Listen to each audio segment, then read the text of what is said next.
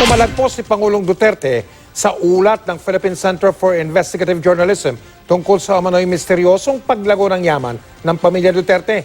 Sabi naman ng PCIJ, ang ulat nila ay base sa mga salin ng mga Duterte at sa mga dokumentong nakuha sa mga rekord ng gobyerno. Nakatutok si Jamsi Santecayco. Ano man ang pakialam nila na what happened to my law office. What we earned outside is none of your business actually. Yung na may mga negosyo kami, may mga law office kami. Yan ang sagot ng Pangulong Rodrigo Duterte kaugnay sa ulat ng Philippine Center for Investigative Journalism o PCIJ na nagsasabing hindi dineklara sa Statement of Assets, Liabilities and Net Worth o SALN ng Pangulo at kanyang mga anak na sina Sara at Paulo ang lahat ng pag-aari at negosyo nila at ang umano'y misteryosong paglaki ng yaman ng unang pamilya.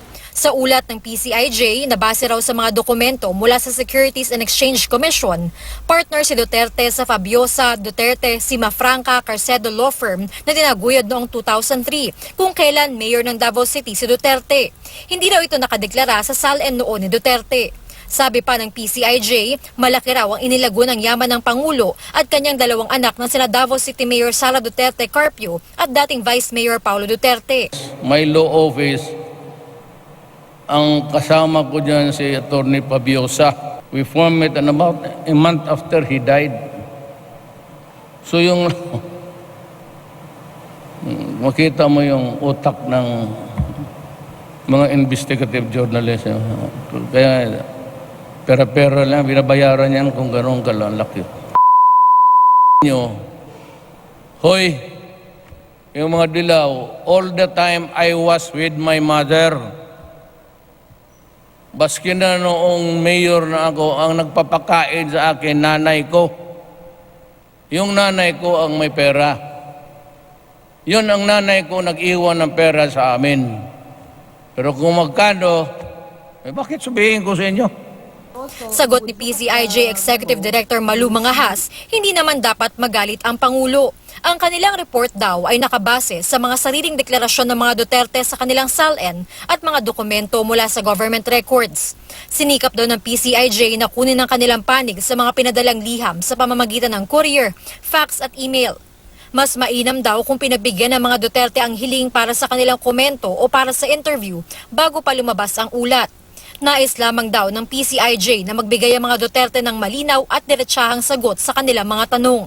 For the record daw, nag-report din sila ukol sa yaman at mga kontrobersya ng mga dating Pangulo. Imbes na sisihin ng PCIJ, sana raw tanungin ng Pangulo ang kanyang tagapagsalitang si Salvador Panelo kung bakit hindi nito pinansin at sinagot ang mga tanong ng PCIJ. Tinanong namin si Panelo tungkol dito. Well, I responded to their letter. I referred the matter to the Office of the Executive Secretary in the Office of the Special Assistant to the President. Now, with respect to the wealth being referred to, they've been properly declared.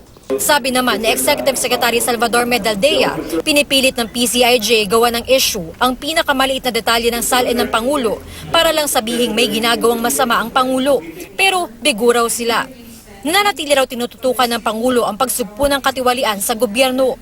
Sabi ng dating Dean ng Ateneo School of Government na si Attorney Antonio Lavinia, maling sabihin na walang pakialam ang publiko sa mga pinagkakakitaan ng isang opisyal ng gobyerno na labas sa kanyang paglilingkod.